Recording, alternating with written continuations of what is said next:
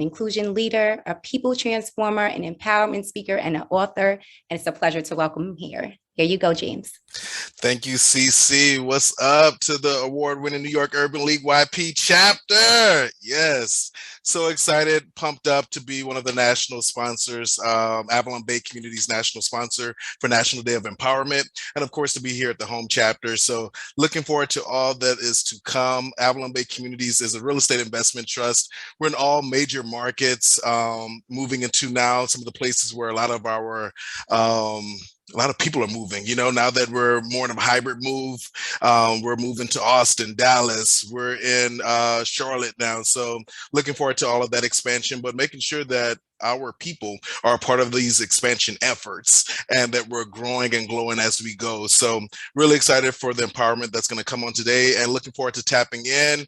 I have some dollars for next year with YP's name on it for New York. So really excited about that and the work that we're doing with the New York Urban League with Arva Rice, a part of the Diversity, Equity, and Inclusion Connect Lab. So just excited about the things that we will do when we come together. So just turning it back over. Thank you so much. Had fun at the College and Career Fair this past weekend. So kudos there. Yes, Chick-fil-A, that Fun Dev. Yes, thank you. All the sponsorship, everything was just on point. So kudos, team. See you soon. Thank you, James. And at this time, I am going to announce Mr. Abraham Robinson, who will be our moderator for the evening. Abe, you can take over. Oh, good evening, everybody. Thank you, CC, Courtney. Thank you all for having me. I'm a member of the YP New York chapter, so really, I'm just home. And yes, my bid is all set, and I'm ready to go. Now, listen, I don't know what kind of day y'all have had. I've had a very long day, a little tired, a little weary, but inspired and hoping that this meeting gives a chance for us to inspire, educate, and inform you guys as well. Don't hold the National Day of Empowerment for anything, so we hope that what you get today, you'll be able to take what you translate into the context of your life, right? So again, it was busy. It's a rough day. I work in the ER right now during COVID, that is a crazy time. So it's crazy. So what I said is that in coming in, moderating this event, this is my way to unplug, right? And I hope it is for you guys too. So speaking of unplug, okay, I'm going to dedicate this part to a young lady that will be coming in to share some words of wisdom, give us all a pick-me-up. All right. This young lady was born and raised in a borough where Black Air Force Ones are everything. That is the Bronx, New York. All right. I know a couple people in the Bronx don't with shade now, but you'll be all right. Okay. She is a visionary. She is a journey leader for the Unplugged Prayer community. And if there is anything, okay, that this world needs in these last 21 months, it is prayer. Okay, she is founder of Power in Pajamas, a movement for women to create, empower, and be accountable to God's ordained vision and purpose. She's a vision board curator, because if you write it, if you see it, if you can believe it, you can manifest it, right? So the vision board creator partner in bringing forth the vision board experience. She is a Howard University alum as well. So I'm going to give her the floor. Madam, it is all yours. Everybody give it up for Miss Jessica Green. Thank you. Thank you, Abe. Thank you very, very much. Thank you to the New York YP chapter. Thank you to Celicia for inviting me tonight. And I will just say, I am impressed sitting through your business meeting. You guys are doing it. So give yourselves a round of applause. I mean, beautiful Black and brown people. And I am empowered. So I just want to give you all your kudos. Such an amazing presentation. And I've already hit Celicia up on the side, like, how do I get involved? Put me on.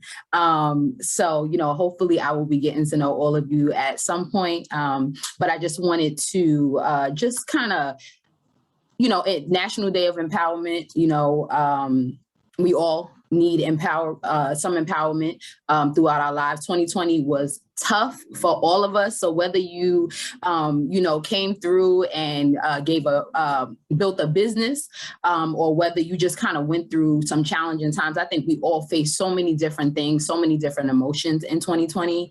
And so 2021, we thought we were going to breathe. We were coming into the new year like, yes, we ready.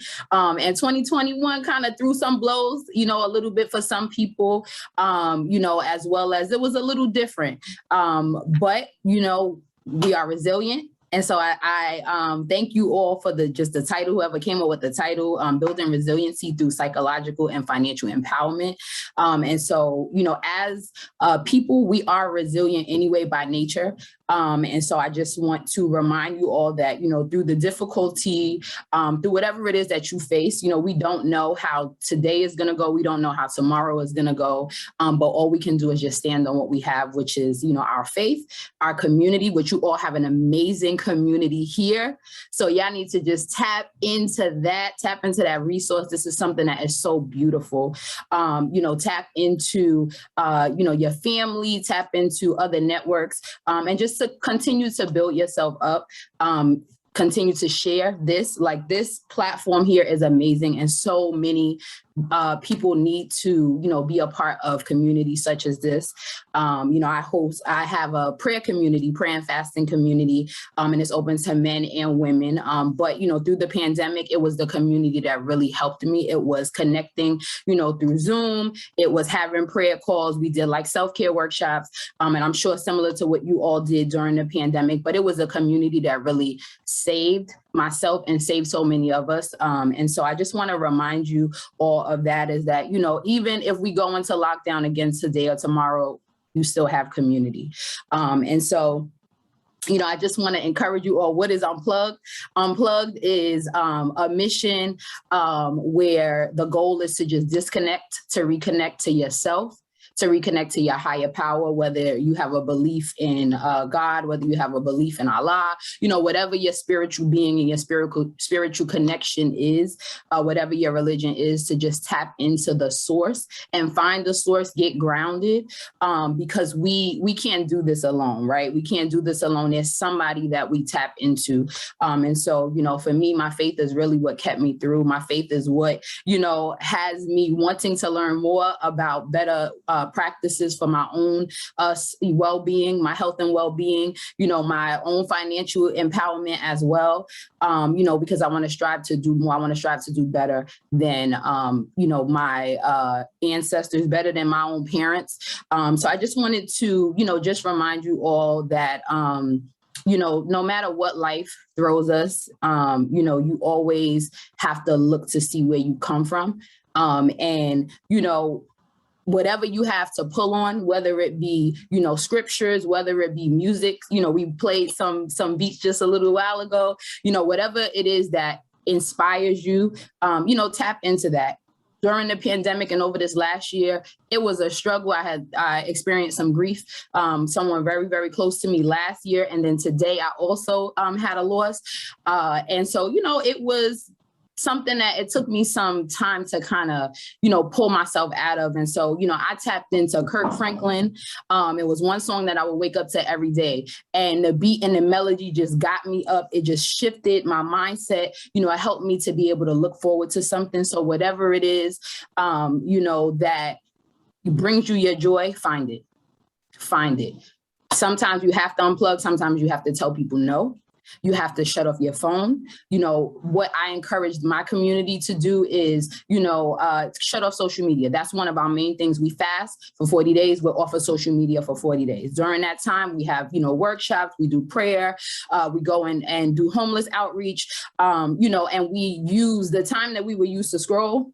We're using it to do something, more, pleasing to the community, something for our own mental health and well-being, because, social media will have you out here thinking that, everybody is winning, and they're not, and it'll have you start to have a spirit of comparison, and not to say that people aren't winning, but, there's hard work that comes behind it, so I just want to encourage you all to take a minute, throughout each, your day, whether you work from home, whether you go into the office, have a moment where you're just like, okay, it's just me and my thoughts. It's just me and God. If that's who you believe in, it's just me, in my own space. And you can, shut off your phone. My phone goes on do not disturb at a certain time each night. And, sometimes my friends and family are like, well, how am I get through to you? I'll see it. Send me a message, because my own mental health was more important.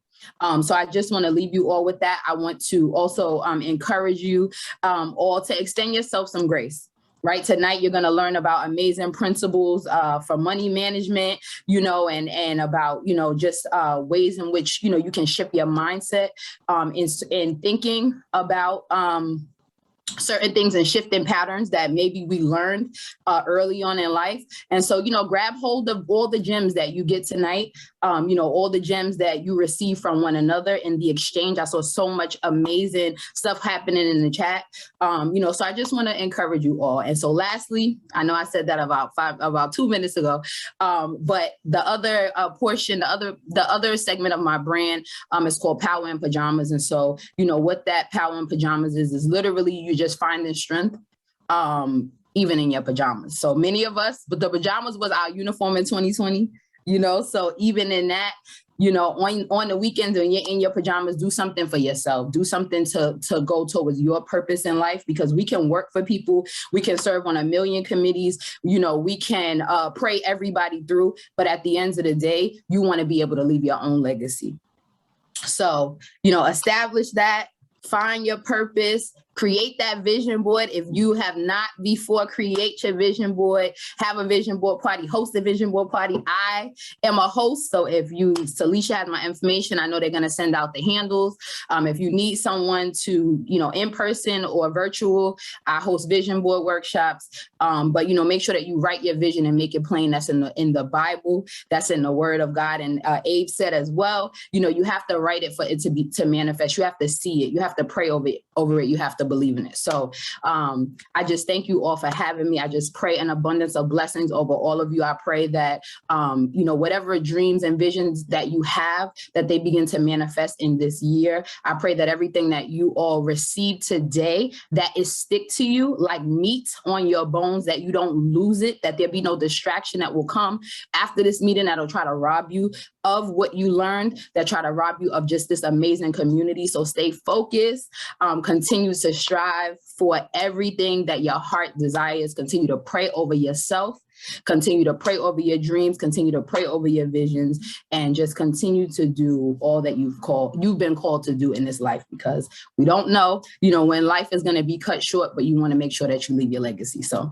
thank you all for having me. Blessings to you all. And I know tonight is going to be an amazing, the panelists are so dope, both of those women. And I'm sad that I'm going to miss it because I have to hang up. But Salisha, I'm looking forward to that recording. Abe, again, thank you so much. And thank you to all of the ELT and all of the members. Have a great one. Thank you so much. Wait, Jess, if you got a minute, if you got a second after all that, reach back here in my kitchen. Everybody, this is the collection plate. So want to virtually pass some stuff around, Colin? Let's see if you can get some emergency funds. Just drop it in. Just drop it in. Drop it. And even everything that for a person that gives so much light and inspires, obviously you're not devoid of any life challenges and things like that. So we want to extend our condolences and our hearts. Thank you. We may not know what tomorrow holds, but we certainly know who holds it, right? Amen. So that's what we're gonna be. So we'll be praying for you. We know you gotta go. Thank you. In that we see your pick on the slide that you had, the previous pick. That's something that they wear to Rebirth. So right. So get your prom dress together. All right. That's right. I'm ready, and I'm ready to come and join y'all and learn all about what you're doing and try to get my hands in it and do so much. So thank you all and blessings again. I appreciate you. Have a good one. You too. Bye-bye. Now, ladies and gentlemen, as Jess was talking about community, things like that, that's part of why we do everything that we do here at the Urban League and in YPs, and why we have meetings and get-togethers and things like that, because the reality is you don't grow in isolation, you grow in community, right? Okay, and in this last year, there have been two major areas of life that have affected us in a major way. That has been financial, and that has been our mental health. Okay, there has been a record number of diagnosed like mental health cases, increases in anxiety, which can lead to depression and domestic issues, all kind of things. So COVID just kind of brought out a lot, right? A lot of things to the surface, even in money, like, folks lost their jobs, they lost certain ways of living. And yes, opportunities were also given in this pandemic as well, because sometimes, like, in every crisis, there's an opportunity, right? So what we want to link together in this panel tonight is to let you know just how much your money connects to your mind, all right? Because they're both actually interchangeable, okay? They're very much together. Right, so I want to do that. So I wanted to take this moment to introduce our guest for this evening. Our first guest, she is a alum of Norfolk State. Okay, apparently y'all all in the building tonight. Okay, feel like I'm in Virginia right now. Okay, she has a Bachelor of Science in Accounting and an MBA in Financial Management. In 21 months. This woman paid off $83,000 in debt. Teach me the game, Ghost. Teach me the game, okay? She has launched a company called Smash Debt. It's helping families strategize, getting out of debt, becoming debt-free, and building wealth. I don't know what to say about her. She has been on different panels, and she does workshops. She does even virtual workshops that really teach people how to get out of debt and really establish generational wealth. Again, it's like the saying goes, financial freedom is our only hope. All right, so we need to get out of where we are, and sometimes because you have everything that you have going on, you may not see how you can do it.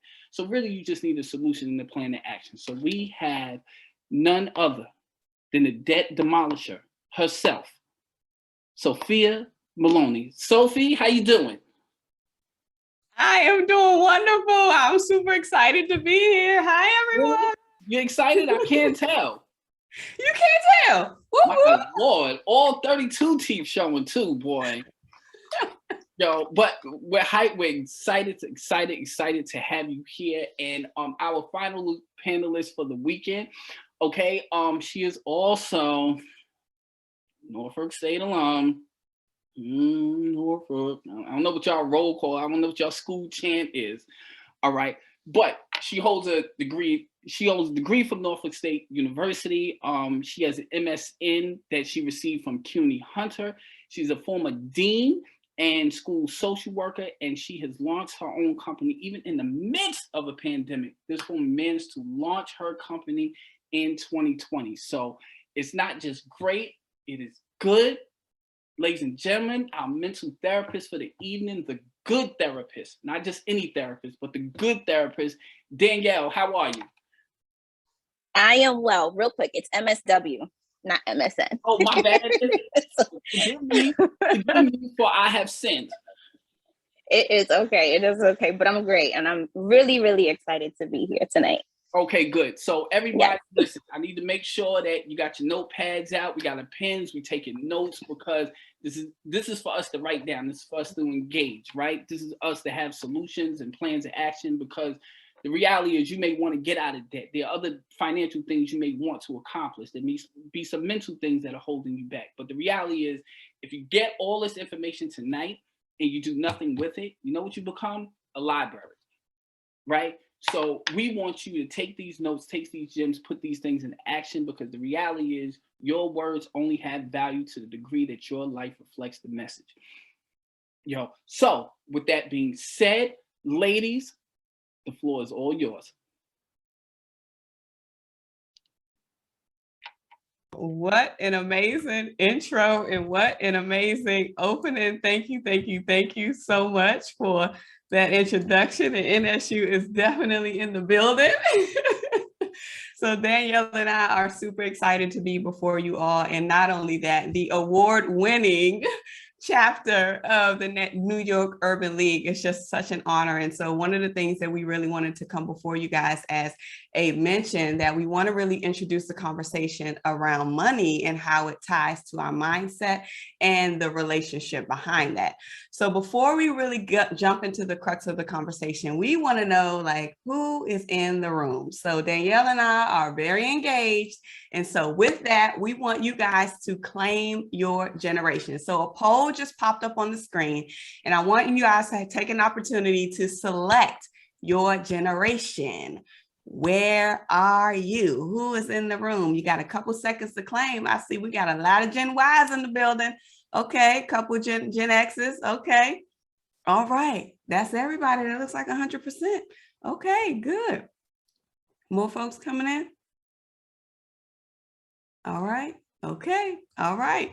So now, based on that, you guys who are in the room, we want to ask you guys to just take a moment to update your name. We want you to update your Zoom name to identify what your generation is. So for example, you're going to put your first name, and then behind that, you're going to put Gen X or Gen Y. Gen X or Gen Y. If you don't know how to update your name, just kind of raise your hand, and then an admin or CC will come behind you and help you out with modifying. Yes, Abe, you raising your hand? Also, there's a question in the chat. It seems like people were confused because millennials wasn't there. So can you just clarify that, where millennials fall into the options that were on Gen X? Thank you. Yes, no problem. So millennials fall under Gen Y. So you see the table here. If your age range falls under here, millennials will be Gen Y. So anyone born between 1980 and 1994, you're millennial. Yes. Mm-hmm.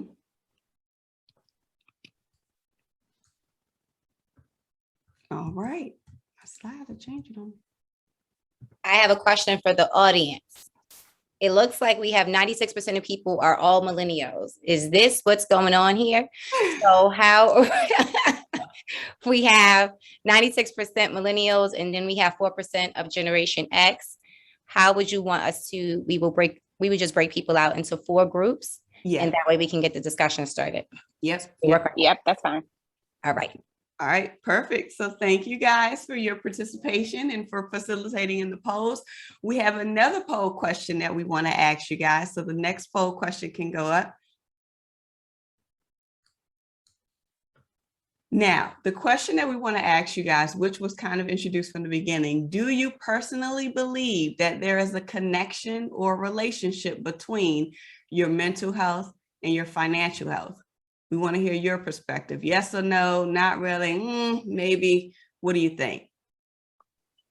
Okay, we got majority yeses. We got some maybes. Okay, maybes. Okay, all right. All right.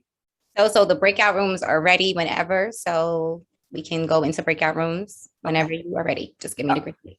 I'll give you the cue. Sure, no problem. All right. Did everyone have an opportunity to vote? We have one person that says no. Okay. All right.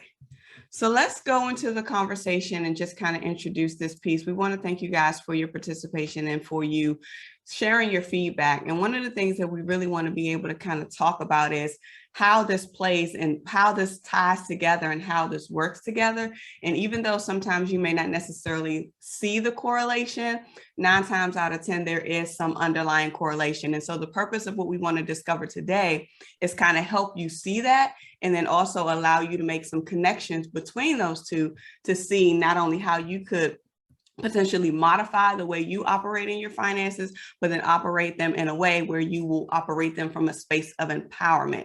Because here's the thing, when we talk about financial empowerment, or even when we talk about empowerment in general, it starts in the mind. Everything starts in the mind. So if you are someone who wants to be empowered in your finances, if you're someone who wants to be empowered in your life, if you're someone who wants to be empowered in your legacy, 9 times out of 10, you got to have the mindset to be able to do that. So in order for us to really get into the concept, into the conversation around financial empowerment, mental empowerment, what that looks like, we wanted to talk a little bit about generational wealth and what that looks like, maybe either to you or to us. So if we look at the formal definition, according to Investopedia, of what generational kind of means and what it stands for, of course, the term generational wealth refers to assets that are being passed down from one generation to the next, literally being passed down from one generation to the next. And those assets typically include, things that are tangible or could be converted into monetary gain. So that would be stocks, bonds, other investments, real estate, family businesses, cash as well is included in that piece for generational wealth. So Danielle and I, we kind of wanted to speak a little bit about what we see as generational wealth and what that looks like to us to be able to share our perspectives. And then we want to give you guys an opportunity to be able to think about that same aspect in your regard in terms of what it means to you. So Danielle, would you like me to start with my perspective or? Sure, go ahead. Okay, sure. All right. So for me, generational wealth really looks, it's more than just having the assets and the property and the things that you pass down, the insurance policies, all of that good stuff. It's more than that. For me, it's about intellectual capital. So it's about what is the knowledge or what is the information or what is the insight or what is the wisdom that I could actually pass down to my legacy or people who I know, or maybe even people who I don't know, that can actually use that information and use it in a way where it can benefit their life long term, long after I transition off of this earth. So for me, it's about the stimulation of your financial character. It's about teaching. It's about education. It's about really getting into that space of what can I leave behind that someone else can pick up and chew on, and not only pick up and chew on, but apply it to their life so that it will enhance their overall life, not just their finances, but their mind, their well-being, everything that encompasses that, so that they can then take that information and what they've learned and pass it further on down the line. Danielle? Yeah, see, I think you just said everything, because you and I had this conversation already and we were very much aligned in the same way. So, I mean, I think you said it very eloquently that it's not just about the financial, right? Like anyone can have all the money in the world, but if they don't have the mindset, if they don't have the wisdom, if they don't have the understanding, if they don't have the education about the right ways to invest your money, how to use your money, the value of the actual money, whether it's US currency or you have like overseas bonds and accounts and stuff like that, then it's not wealth, right? Like think of wealth of something that it's like not just a plethora, but it's kind of like long lasting. It is intangible. And how do I give that to my children, to, my son, and then so he can take it and say, okay, this is what my mom has taught me. This is what my parents are teaching me about it. And then what does it look like for him to even be able to add on to, right? So also encouraging him to have a mindset that is futuristic thinking, right? Like not just in the moment. So that's when I think about generational wealth, is just kind of like, and also like, they can build upon it. They're doing something. I think Jessica said something really key when she was speaking to us about like being better than her parents, right? And doing better. And it's the same kind of, to me, aspect of like generational, that as the generations continue to come, that with the wealth of knowledge and education, and not just of finances, they're able to continue to build upon the legacy so that it's a bit better and sturdier, and they can continue to generate it, right? It is continuous, because we have left them with something that they can just continue to build on top of. Absolutely. That's so key. And you mentioned something that's really important that I think that we should touch on before we send them into their breakout rooms, is the importance of teaching what you know, but teaching it from a space where it is applied in the right way. A lot of times we accumulate all of these things, or we may say that we want to be able to accumulate all of this wealth so that we can pass it on to our children. But one of the things that we fail to do is to educate our children on how to maintain whatever it is that we plan to leave them. And so one of the things that I always stress and I urge is that if you are working hard to build these things, if you're working hard to accumulate this wealth, you want to be able to transfer the proper knowledge to the person who you're going to leave it to so that they can be able to sustain it, so that it can continue. A lot of times we always come from a space of wondering, okay, I want to be able to do this, I want to be able to leave this, but we end up leaving it in the hands of a mismanager. How many times have you heard situations where someone may have passed and they get inheritance or they get property and they necessarily don't know what to do with it? They're quick to cash out. So, you know, they may take the property, they may sell it, they may take the property, or they may not necessarily know what to do with it. So I think it's important for you, if you are someone who is seeking after building generational wealth and you know who you want to leave it to in terms of your legacy and your bloodline, how are you educating them now in order to be able to maintain it? So that was just some of the things that we wanted to just speak to a little bit to get the conversation going. But we want to ask you a quick question in terms of how would you define generational wealth? And we're going to give you an opportunity to go into breakout rooms so that you can mix and mingle amongst one another and have great conversations across, well, majority of the generation is Gen Y. But for those of you, regardless, we just want to be able to hear, we want you guys to be able to speak to what generational wealth looks like to you. How would you define it? Speak amongst one another and just really get the conversations going a little bit. And then we'll jump back into the remaining of the presentation. And we'll be jumping out into breakout rooms. We'll be back after these messages.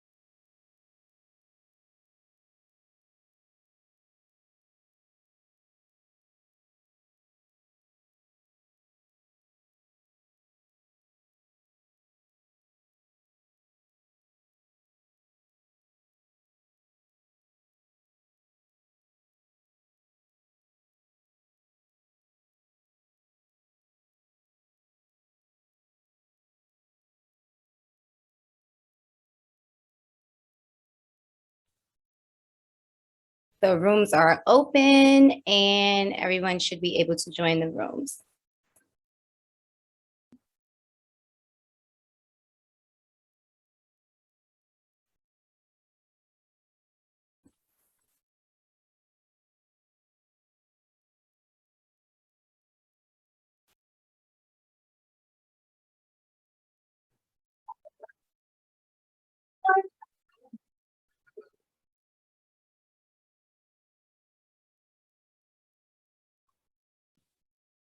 Oh, okay. Everyone made You it. in here? Hi. Hi, everyone made it to the room. I was just waiting till the number dropped down to just ask. Huh? I said everyone made it to a room. I was just waiting to. Yeah, I was looking too. Me and Courtney was confused as to who was doing it. Well, you're the host, so you're the one who has to open it. No, I made her co-host. We were good. We made the other people co-host. They could do breakout rooms too. Okay, I will join room 3 like you told me to. Did you start the recording or no? Did I start the recording or stop it? Yeah. Should I stop it now? Well, no, I'm saying you can pause it and then start it. I was just making a really good point. And we're back. You can share that with everybody, Abe. Okay. That last point with you. Excuse me. I said you can share your last point with everybody. Yeah, since you got cut off. Oh, okay. So in sharing my last point, because I had an opportunity, again, I'm not just a moderator, I had an opportunity to be a participant too. But one of the things I wanted to share, which is something that my company specializes in, is for everything that we had spoke about in the breakout sessions as far as 401ks or stocks or assets or cryptocurrency, anything like that. What my company specializes, for example, is getting a will, trust, power of attorney. You are never too young to get a will, trust, power of attorney. All right. Some people die, leave a will. Some people die, leave a bill. Okay. All right. 100% of people will die. Okay. Yet over 2/3 of people in the United States don't have a will, and over 70% of people don't have a living trust and power of attorney. You do not need to be rich to have a will, trust, power of attorney. You just need to be living and breathing. Okay. You don't need to have kids. I don't have kids yet. My tubes are still tied. Okay. But I don't have kids yet. All right. But one day if I do, I want to be able to leave them something, even if not my niece, my nephew, things like that. All right. So we are back to our scheduled programming so we can debrief, find out a little bit of what we learned, exchange, pass along information. So ladies, Sophia, I will hand it to you. Yes. I'm telling you, I got to peep in on one of the groups and you guys were just sharing, and I just loved exactly what I heard. It was amazing.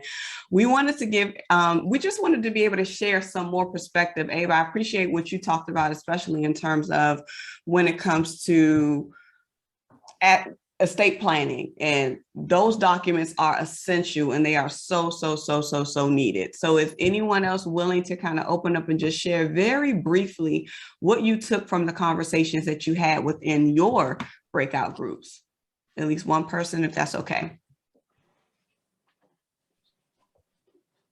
Don't make start calling on folks. If not, we can keep it rolling. Abe calling somebody. Yeah, don't be shy now. Well, Come on, y'all.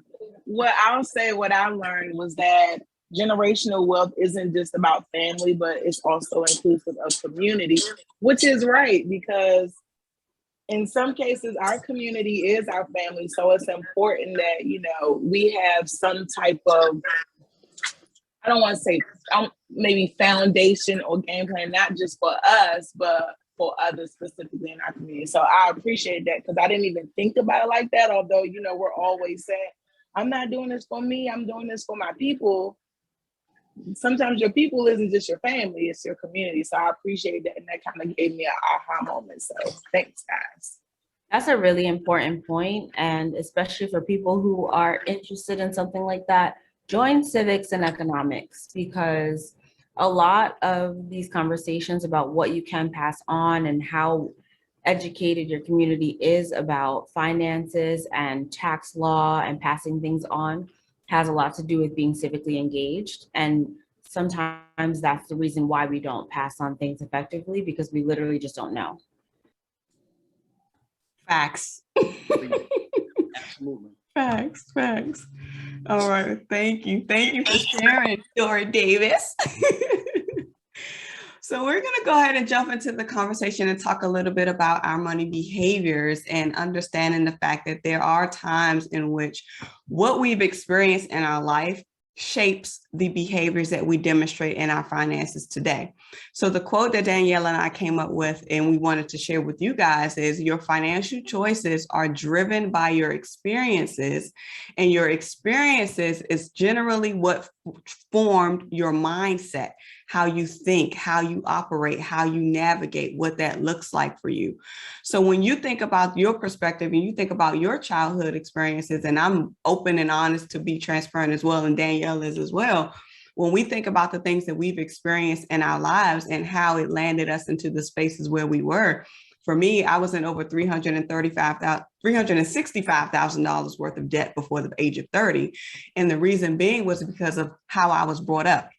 I didn't come from a privileged background. I didn't come from the wealthiest background. I came from 3rd and Bryant Street, Northeast in Washington, D.C. Okay. So I did not have it all. You know, I had 2 small shoes. You know, we had to get food from the food banks, government assistance, all of that good kind of stuff. And you have to think about what those experiences have caused you when you're constantly being teased, when you're constantly being picked on, when you're constantly being talked about. When you get to a space and when you get to a point where you can make your own money, that is where the dysfunction begins. And for me, I didn't realize that I had a dysfunctional emotional relationship with money until I got into my 30s. So I didn't realize that I was buying things because I was insecure.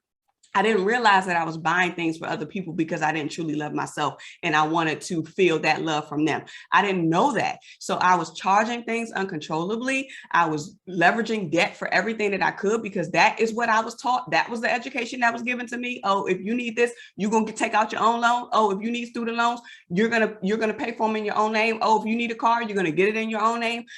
I didn't have that privilege to be able to have my mom give anything to me, especially because I come from a household of mental illness. So when you when you have a dynamic or a situation like that, where you have a mom who is mentally incapacitated, there's always constant trips back and forth from one psychiatric facility to another, in and out of foster care.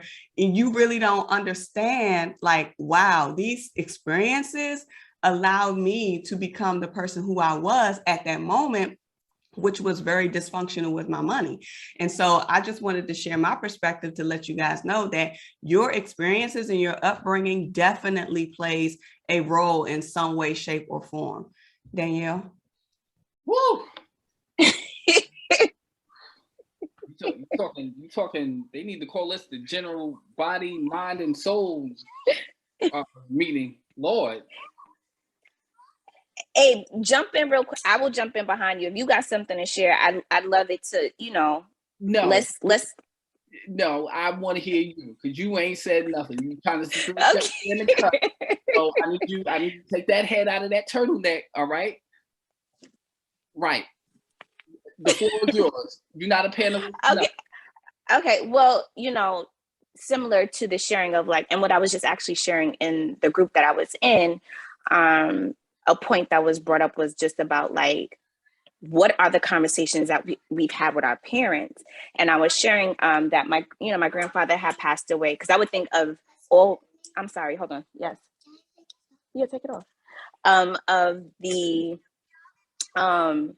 people in my family, my grandfather was the financial, perhaps savvy one. He passed away 2 years ago. Him and my grandmother were legally separated. Her house, though, that she lives in is paid off. His house that he had was paid off. Of the 5 grandchildren, every year that all of us went to college, every month for 4 years at NSU, my grandfather deposited $125 into my account. My grandfather was doing this, and he did this for my sister, who did her 4 years, and my brother would have gotten the same thing.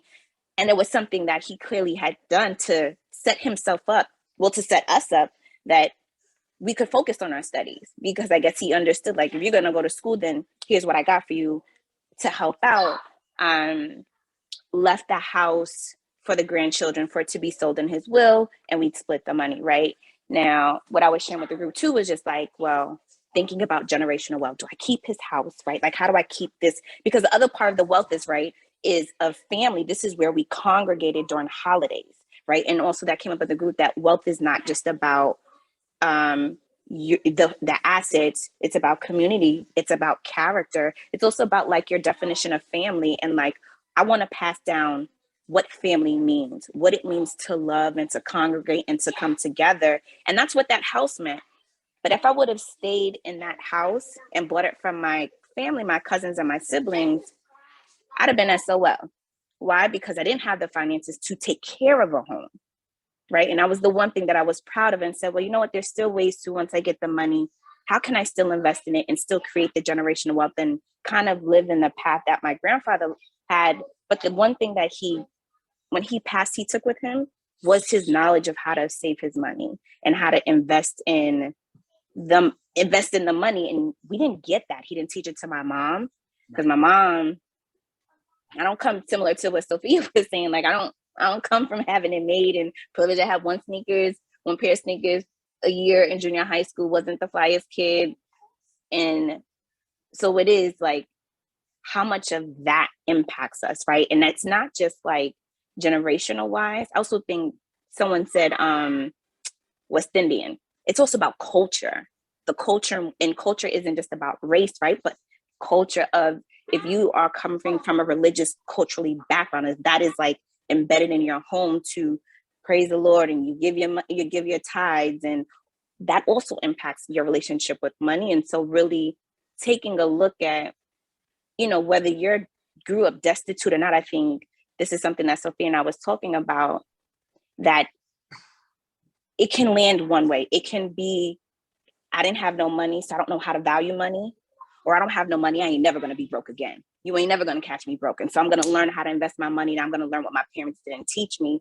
And we tend to follow on either of the extremes. And then you have that small few who land kind of like in the middle, who can reflect, who can be aware and not have the same kind of perhaps trauma with money, or just kind of like detrimental relationship with money the way that other people can have.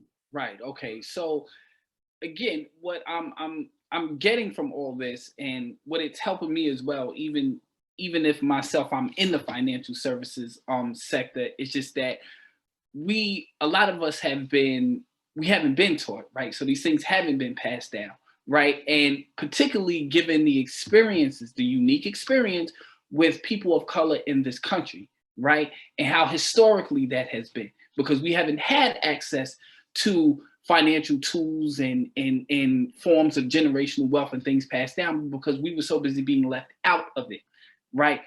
Intentionally left out of it, right? Through slavery, through Jim Crow, through civil rights and everything now. So even those, our white counterparts start at 87%, they are born with 87% economic advantage than those of people of color. Yet people of color, okay, we contribute over $1 trillion to the economy every year. And if you broke down riches and wealth by color and ethnic group, Black people would be the 9th richest country on the planet. You know what I'm saying? That's how much we have. But what we are simultaneously is so very little preservers of that wealth. So again, with Danielle and really Sophia's connected, it's just that money mindset and what it is, and how your mindset can trigger the things that you do with your money, whether you're conscious about it or not. So Sophie, the next slide is yours. I know we've exchanged so much in such a short amount of time. This feels like, what it feels like? It feels like the check came before the hors d'oeuvres, right? It didn't come before the main course. So Sophie, back to you. But this all ties into the conversation and what we wanted to share on this next slide, because we want to give everyone that's in this room right now an opportunity to really think about what experiences you had in your life, in your lifetime, and how you see how that impacts your relationship with money today.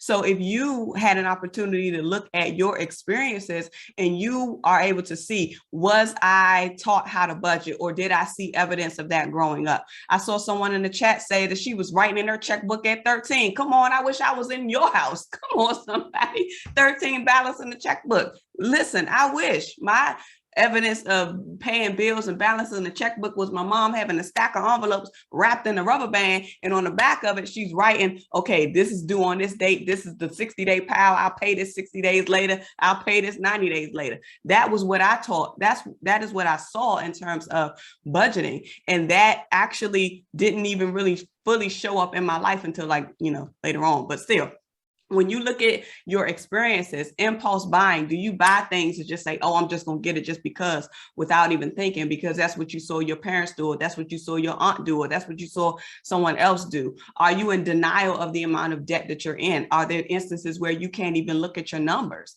When I saw my $365,000 debt number, I said, what in the world was wrong with me? I'm an accountant, for peak's sake. So how is it that I'm managing millions of dollars, but my personal finances are a complete wreck? It just didn't make sense, because that is what I saw. Debt was all I saw. That was all that I knew. Excessive minimum purchases. Are there times where you say, oh, it's just $5. Let me run to the 7-Eleven, or let me run and get this. Oh, let me get this coffee. If you add up all of your purchases, stopping at Starbucks, stopping to get coffee, stopping to pick up a 5-hour energy drink or whatever it is that you pick up, if you do the math, you're going to end up spending $200 and $300 and $400 and sometimes $500 in a month without even thinking, because the $5 adds up. What about paying yourself first? Have you been taught to pay yourself first? I was never taught to pay me. Danielle was just saying with the example with her grandfather. Her grandfather was putting money in their accounts, That's an amazing thing. That's a huge example of how to pay yourself first. But he was paying his grandchildren first on their behalf. I think that's just amazing, Danielle. Shout out to you, granddaddy. Shout out to you, granddaddy.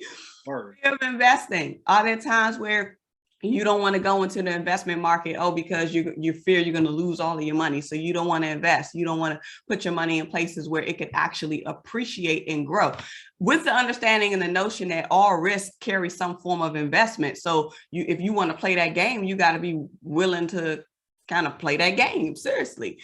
Assuming income and job security. Are there times in which you make long-term buying decisions based on the income that you have now? The pandemic is a perfect example of that. No one saw the pandemic coming, and it could have been maybe 2 or 3 or 4 months before the pandemic hit. You got this high-paying job, and now you say, okay, I want to go buy this Infinity, I want to go buy this new house, I want to go buy this, I want to go buy that, and then all of a sudden, your income is not the same because the pandemic hits. Some people lost their job completely. Some people lost 20 to 30% of their income. And because they were still employed, they weren't able to get unemployment. So they had to learn how to balance based off of a 30, 40% pay cut, which is really, really huge. So if you think about the decisions that you've made because of you getting this crux of income all of a sudden because of this new job, or you may be dealing with experiences whereby, I didn't get these certain things while I was growing up, or I have this feeling of, someone may be taking from me, or wanting to be in a space where I can buy my own things and hold my own. All of those decisions are costly, but we have to think about how it's costing us. Therapeutic shopping, I know we talked about that, kind of like credit cards and things of that nature. So we really want to look at what did we see growing up, and how is it showing up in our lives today? How is it showing up in our lives today? So there were some questions that we wanted to kind of populate in the chat, just to kind of help you guys think through, how has your upbringing shaped your financial behaviors? What was your economic status when you were growing up and when you were raised? I know some of us probably come from different sides of the spectrum. Some of us come from the bottom. Some of us probably had silver spoons in our mouths, which is totally fine. But even still, even if you are educated in a space where you had a parent that showed you, a lot of times, sometimes we don't apply it. Like, say, for example, this came up in the conversation in our breakout group, whereby there was an instance where the mother was actually teaching the child how to go to the bank, how to do this, how to make deposits, how to do this. But as the child got older, it just didn't connect, and they didn't have a healthy relationship. So how do we connect the dots between what it is that we're trying to teach the people, or teach our family, teach our legacy, so that they get it? I think that is key. I think that is super, super, super, super, super, super key. All right. Anything you want to add before we jump in? I do real quick. And this may just kind of be a perfect kind of segue, but as you talk about risk, right? What I thought about too was just kind of like, this point of like, I don't want to put my money into this, but think about, we take risks when we get into relationships, and we don't think about how it's going to impact our mental health, right? We don't consider that. And again, that is not exclusive of our financial decisions, right? I could speak personally. I was in a 5-year relationship, and I was the breadwinner, and it had me making a whole bunch. I take that back, because I'm gonna take full ownership. I definitely was making some poor decisions financially, and it does connect to how I was raised, right? I had this kind of like very free kind of giving relationship with money. I still kind of do, but I'm definitely way more like, I have a lot more boundaries with my money and who I give it to and when I give it up, right? But like, I took a risk to be in this relationship, knowing that also, like, who are we choosing to be with? Who are we choosing to associate with? Who is in our circles, and what is their what is their mindset around money and their relationship with money. And so looking at it like it is all around us. It is not this like exclusive, mutually exclusive thing. Again, and I say it because I really do. It is connected, right? There's the risk in relationships, and how does it, like, you want to have friends who go out all the time. That's impacting how you spend your money. Right. That's impacting how right. So it's funny what you said as far as correlating and making us kind of rethink, money in terms of a relationship, right? Because when you think about it in a relationship or in a marriage, for example, there's a purpose for a wife and there's a purpose for a husband, right? If you don't understand the purpose of that, you'll abuse that wife or that husband. Now, I don't mean just physically, right? It's not understanding the value of what that person is for and the role of them. And I think money is the same way. It's like, the purpose of money is not to spend it all, right? But if you don't understand that purpose, you'll go broke, right? So it's just the relationship and the mindset and becoming more conscious of the relationship we have with money. Like, why are we doing the things that we're doing versus just doing it and then thinking about it later, right? First, sidebar, CC, Courtney, civics, engagement, all community. We can't do this money thing for one day only. Like, we got to bring this back. It's got to be 2, 3. It's got to be okay. It's got to be like Greenleaf. Okay, we got to do like an episode a month for like 12 months to kind of break it down, because there's just so much that you ladies are pouring in. And before we could really kind of get a chance to get started, we had to cut some things short. So I don't know, ladies, like what tips, things like that, just to kind of wrap up, would you have for us? There we go. You want to take the first one, Danielle? Sure. So here's a couple of tips we came up together. And if you think about how it first started out, kind of was like empowering your money and your mind. We thought, like, if we keep separating it, we want to bridge the connection. And so tip 1, embrace the notion that you can make different choices than your parents. Of course, considering a few exceptions, and that is like systemic, what is just set up that we don't have too much power over. But otherwise than that, what are the different choices that we can make that our parents didn't make or did make? Mm-hmm. And then in addition to that, confronting your past. One of the conversations that came up in our group was about how there are some instances where trauma, and this may be a trigger word, but trauma can definitely play a role in how we navigate into our finances. And so if you could put yourself in a space to be willing to confront your financial past, to be able to release any of that emotional baggage that may be attached to it, that may be defining or creating maybe the dysfunctional financial behaviors that you have, I think that is going to be key. And then this is where the role of a therapist or a financial counselor or a financial coach will come into play, because you have to be able to do this healing with someone and not alone. And you want to do it with someone who is licensed, like Danielle. Can I add to that emotional baggage and the financial trauma that, someone probably, like someone brought up? One, right, we're talking about perhaps someone who grew up in poverty, right, or destitute. The other thing is there's financial abuse, right? Having parents or caregivers who use money to control you, right? Or to hold that as like, it is not something that is their obligation, because they believe like, I'm supposed to do this too. I am here to take care of you, but if you want this money, then you got to do this. Oh, you want to go to college, but you need to do this. You need to help me raise the kids that I have, right? And so thinking about like, kind of like being able to help name that perhaps financial trauma that someone is speaking to, like those who don't know, that is ways in which that can exist. And so for tip number 3, we came up with transfer the good financial knowledge in order to properly position the legacy that will come behind you. And I think that's just kind of like really self-explanatory, right? Having conversations. And again, I think to the point that Adia mentioned in our group is like having it beyond the conversation of with your child, right? Like that, the relatives or the bloodline in your family, but like with your best friend. with your cousin, with your best friend and their husband and their family, like, let's have this conversation. Are you and your friends also talking about like how you all as a community want to make sure that you all are leaving legacies, and what does it maybe look like to do it together? Do you create challenges, financial challenges for you all to like say, hey, for the next 6 months, let's try to save. You have your goal, I have my goal. And that's a way to do that. So on point. And to piggyback off of that, when it comes to the transfer of knowledge, we have to think about it when it comes to this conversation of like closing the wealth gap, because that's where all of these conversations about generational wealth is kind of in the media and being highly spoke about right now.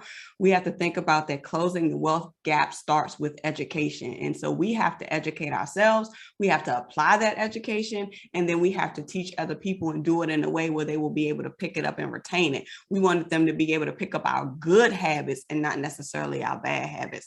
And then for the last tip we have for you guys is to just tell your money where to go consistently. I know a lot of times people don't like the word budget. They don't like to hear the word budget. They don't like to feel like there's restraints or restrictions or tight holds on their finances. But a budget is designed to bless you. And if you don't like the terminology, if you don't like the word, change the language. One of the things that I always share with folks is you need to put yourself on a financial freedom plan. You need to put yourself on a legacy plan. You need to have a money meeting, whatever you want to call it. But you have to tell your money where to go, because if you don't, it is going to tell you where it's going to go. And when you tell your money where to go consistently, you got to do it from a space where it's going to truly align to what's important to you and your values. Right. I want to say one last thing too about legacy and like education. And Abe, you were saying something about like slavery. That's not our beginning, right? And I think it also means that we kind of like undo that unlearning about that. We didn't start off as slaves, right? We start off as kings and queens. If you go back to, I'm not a big historian person, but I know that, right? Like that wasn't the place, right? That wasn't the, right. Okay. Right. And so kind of like, and I know it could be hard for us to reach because it's like we didn't experience it, but learn the education of it. Like that is where we come from and kind of getting back to our roots. And so and there are people, historians, and maybe 100 to 100 years ago that were financially savvy. And right. And how do we look into more of our history to find out like who they were? We've made tons of contributions. We made America great. Like we made this world great, and we have true legacy. And so doing a little bit of digging and just being like, okay, well, what does that mean for me? And where do I want to continue? And where do I want to go from there? Gotcha. And I think what we're getting from this, and I know I am, and trust me, Sophie, Danielle, if anybody is sliding in your DMs after this, it's me. Okay, because I think what we learn more than anything is that, we may know this tip, that tip, but it really starts about learning why we do certain things and breaking those cycles, especially if they're not good. Because the reality is, it's like, you can't break away from a problem until you break the patterns that created it, right? So, yeah, we'll go from there. So for the next slide.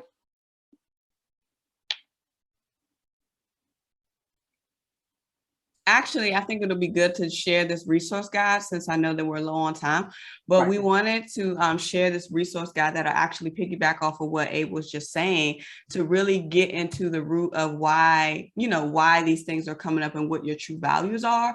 So we came up with this workbook or this template is fillable, you can fill it out, but just to really begin to think about the values that your parents had, if they're still in your life and you're able to, or whoever it was that raised you or took care of you, just thinking about their values, thinking about the values of the people who you respect, and then think about what societal values are, because we have to think about it from this perspective. A lot of times we do things and we operate in our finances because of societal norms. So you want to be able to identify those things as well, and then compare that to what value do you want to live by, and then not only that, comparing it to how you actually live so you can see what those differences are. So there's a couple of questions up here at the top that kind of speaks to value, how it passes down, especially giving like a wealth example, and then a reflection question that you guys can use to fill this out, and then some more discussion questions. So this will be provided by CC's team, the New York Urban League. YP chapter, you guys will be getting this as a part of your replay, but we just wanted to be able to share a resource with you guys for you to be able to take it back, chew on it, and then think about some of the reflection questions as well as the tips that we shared with you guys today. Okay. So do we have time for questions or no? Maybe not. See, I know some of you, I know my bedtime is coming up. I'm one of those. So, you know, I try to be in bed early, but if we have time for 1 or 2 questions, maybe. Or even comments about this and what your takeaway. Right.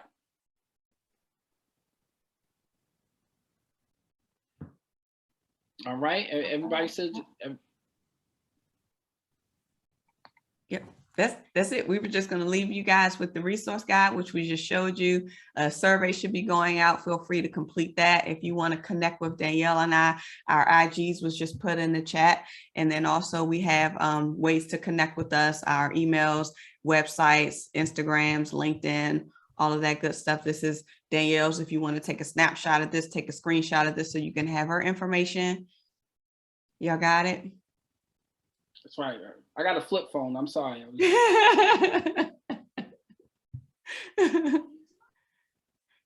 And then mine is here.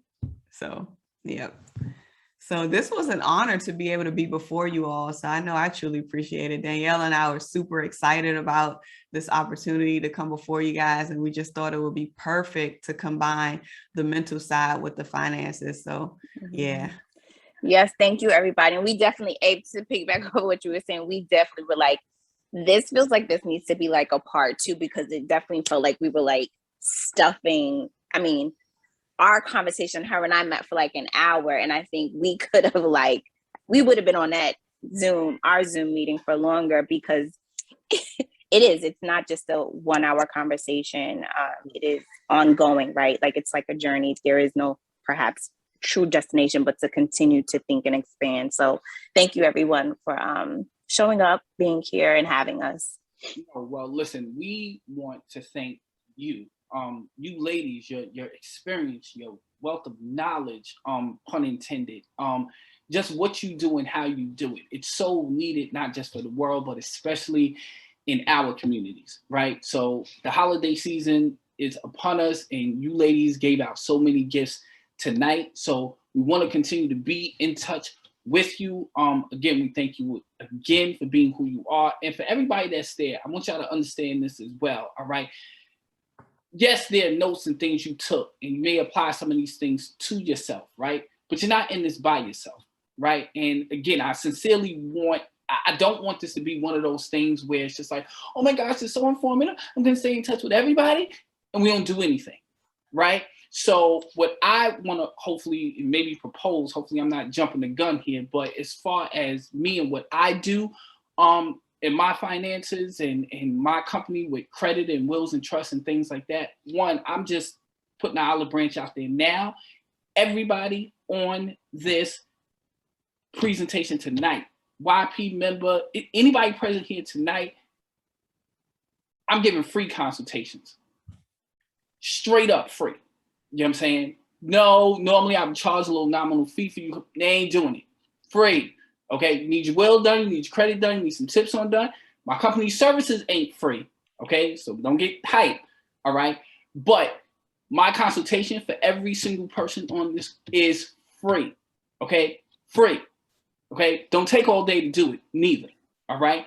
So that's just my way of giving back and understanding truly how important finances are and mental health is in this game and in this life and in this journey that we're all on, because we all have challenges, we all have things going on. Sophie, y'all don't know how much of a blessing y'all been to me. And Danielle, I'm broadcasting live from my grandfather's house that he willed to me. So some of my challenges that I'm running into is how to sustain and maintain it. Sophie, that's where you come in. All right. You can clear off 83 grand in 2 months. Then whatever I got going on now seems very possible.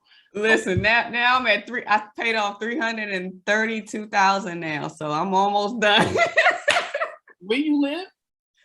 I'm in DC. Yeah, I paid off $332,000 in less than 6 years. Okay. December will be my 6-year mark of me starting my debt freedom journey. All right. Well, I'll be looking up mega buses now. All right. So again, if there aren't any more questions and comments, again, you guys have the links. We will be giving this back to you. But again, for Danielle, for all that you give and all that you have given tonight, we want to say thank you, and thank you. All right, so y'all put in the chat, give them a round of applause, turn the speakers on so we can hear the round of applause so they can feel the